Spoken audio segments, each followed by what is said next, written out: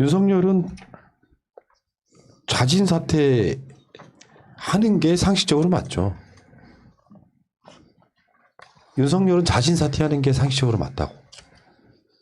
근데 그러니까, 희한한 것 같아요. 이게 원래 이 정도 되면은요, 검찰 내부적으로 사퇴하셔야 한다는 말 나오는데, 우리나라 희한해. 전직 검찰총장부터 내부서부터 사퇴한 말이 왜 나오지 않을까? 왜 버티라고 해야 하는가에 대해서는 참 희한한 것 같고, 그걸 또 집행자까지 가고 있는 이 사람의 심보는 뭘까라는 게 좀 의아스러워요. 어제 한갑까지 하신 분이 왜 이렇게 행동을 하는가에 대해서는요. 비상식적인 거죠. 네. 어떤 공직자도 이런 모습을 보인 적이 대한민국 사상 없습니다. 이런 모습을 보인 게. 그러니까 이를테면 이런 거야. 윤석열한테는 아무런 혐의가 없어.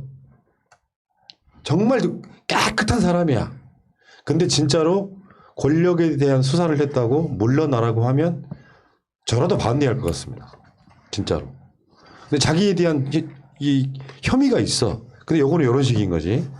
내가 그 살아있는 권력에 대한 수사를 했다고 나한테 그 혐의를 뒤집어 씌웠다라는 논리를 지 대가리 속에 갖고 있는 거예요. 근데 이런 공직자가 사실은 뭐 임명권 임기 2년만 주장하는 거지만 그보다 더 중요한 게 있습니다. 공직자라고 하는 것은 그 공직자의 자세에 맞는 행위를 해와야 되는 거예요. 내 속마음이 그렇다고 할지 않을지라도 생각이 있는 새끼 같으면 정직에서 풀리자마자 원전 수사 관련해서 구속영장 청구에 사인하지 않습니다. 감각이라는 게 있다면. 그러니까 지 감정대로 질러버리는 게 보여. 나는 그냥 원칙대로 했을 뿐이야가 아니라 자기 자신 최측근 한동훈의 채널A 같은 거에 대해서는 꿈쩍도 하지 않고 한동훈 도와주는 방식의 전분 수사 자문단 같은 거 구성하게 만들어주고 그리고 나서 누가 봐도 저건 정치적 행위라고 느끼는 행위를 서슴없이 해. 그리고 자기는 원칙대로 했다고 이야기를 해. 뭐 공직자로서의 자세가 전혀 안 돼 있는 자인데다가 어찌됐건 간에 자기 문제로 유발한 이 징계가 자기 상급자인 법무부 장관이 사퇴를 의사를 표명했다고 할 정도면 이제 그만했으면 됐다라고 사퇴 의사를 표명하는 것이 정말 정상적인 거예요. 이렇지 않은 최초의 공직자인 것 같고요. 내가 봤을 때 이건 사이코패스에 가깝습니다. 비정상이라고. 그러니까 윤석열이 얻을 수 있는 여러 가지 이익들이 있죠. 뭐 정치적이 그 개인이 갖고 있는 뭐 명예라든지 뭐 예를 들어서 뭐 공직자로서 자기가 걸어야 할 길 뭐 이런 여러 가지 이익들을 생각해 볼 수 있고 각각의 이익에 맞춰서 행위를 할 거 생각할 수 있는데 저는 오래전부터 이야기했지만 윤석열은 단언컨대 절대로 못 내놓습니다. 왜냐하면 윤석열은 지금 본인이 살려고 발버둥 치는 거예요. 다른 관점에서 보면 윤석열의 행위가 절대 이해가 안 됩니다. 이 사람이 공직자의 관점이다라고 봤을 때 이 사람의 행위 답 안 나와요. 정치하려고 했으면요. 정말 좋은 호기예요. 그럼 나 사표 쓴다 하고 나와가지고 오히려 정치권에 나오기도 정말 호기입니다. 근데 그 모든 방법을 다 적겨버리고 법적인 절차로 갔다는 건요. 법적 절차는 무슨 말이냐면요. 법적 절차는 너 어디 한번 고소비 먹어봐라 이런 게 아니에요. 실제 대부분의 법적 절차, 특히 행정 처분에 대한 법적 절차는요. 저 억울해요예요. 나 억울하니까 법원에서 이거 좀 봐주세요거든요. 그거는 윤석열이라는 사람이 그만큼 수세에 몰려 있음에도 불구하고 정말 썩은 동아줄 잡듯이 이거 잡고 버텨야 되는 거예요. 어떻게든 버티는 거죠.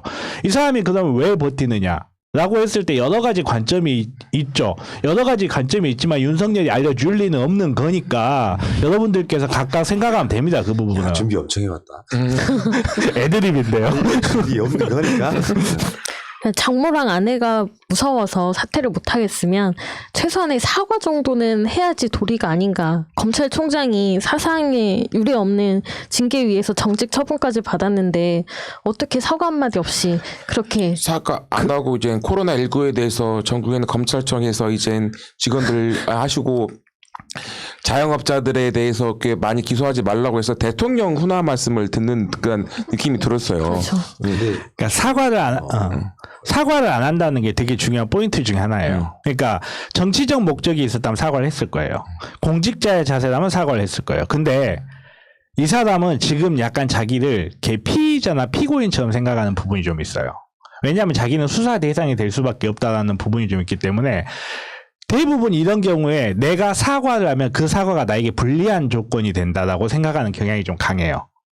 예를 들어서 좀 부적절한 애예요. 다 항상 똑같진 않은데 예를 들어서 뭐 강간 피의자라든지 뭐 이런 성범죄 피의자 같은 경우에 이 사람들이 절대 사과를 하면 안 된다라고 생각하는 사람들이 좀 있어요. 교통사고 같은 거 나도 왜 그런 이야기 흔히 많이 하잖아. 찾아가지 마라, 사과하지 마라 이런 이야기 많이 하잖아요. 그것처럼 사과를 한다는 행위는 지극히 정치적인 행위로서 당연히 해야 될 행위고 공직자로서 당연히 해야 될 행위예요. 근데 윤석열 개인의 유불리를 따졌을 때는 사과를 안 한다는 게 정확하게 설명이 돼요. 왜 사과를 안 하고 왜 이 자리에 버티고 있어야 될지. 그러면 그냥 모든 관점은 하나예요. 윤석열이라는 사람이 갖고 있는 윤석열 혹은 윤석열 가족이 갖고 있는 그 비리 관계라든지 앞으로 어떤 식으로 검찰권이 행사가 될지 그리고 오랫동안 검찰에 있었던 사람으로서 검찰 생리를 누구보다 잘 아는 사람으로서 자기가 이 자리에서 내려오는 순간 정말 자기는 이렇게 뼈도 못 추린다는 이런 사고를 갖고 있을 거다라고 이야기를 한 사람이 있어서 제가 오늘 또 심한 말을 많이 했습니다. 범죄 심리학을 듣는 거 같네요. 근데 윤석열은 내가 봤을 때는 사퇴를 못 하는 거죠. 사퇴를 안 하는 것이 아니라 못 하는 거죠. 실제로 제가 봤을 때는 지금 윤석열이 마지막 사퇴할 시점이었어요. 그나마 그래도 저 새끼는 그래도 아주 막장은 아니구나 정도. 윤석열 입장에 생각해 보면 존나 억울해. 내가 왜 징계를 당해야 돼까지 이해해. 근데 그게 사퇴를 안 하는 게 아니라 못 하는 거구나 이런 생각 해봤거든요. 반대로 말하면 정치를 못 하겠구나도 한번 생각을 해봤어요. 네, 저도 그렇게 생각합니다. 그러니까 예. 정치를 못 할 가능성, 정치인은 사실상 염두에 두고 있지 않고 지지율만 즐기다가 빠질 가능성이 되게 높아지고요. 윤석열이 사퇴할 타이밍이라는 것은 정치에 진출할 타이밍이거든요. 반대로 말하면. 근데 정치에 진출할 타이밍을 놓치면서 어떻게든지 붙잡고 싶어 하는구나. 내가 억울해 불만이 있다라고 하는 행정소송을 하는 것까지는 이해된다니까.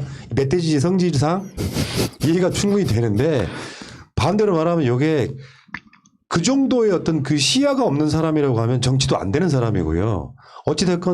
어찌됐건 검찰총장직을 딱 붙잡고 있으려고 하는 게 보이는 거예요. 어찌됐건 잡고 싶은 거야. 이거에는 분명히 난 이렇게 봐. 자기 측근들이 얽혀있는 어떤 비리 사건 같은 걸 나가는 순간 수사거든요. 어차피 검사들이 한다고 치더라도.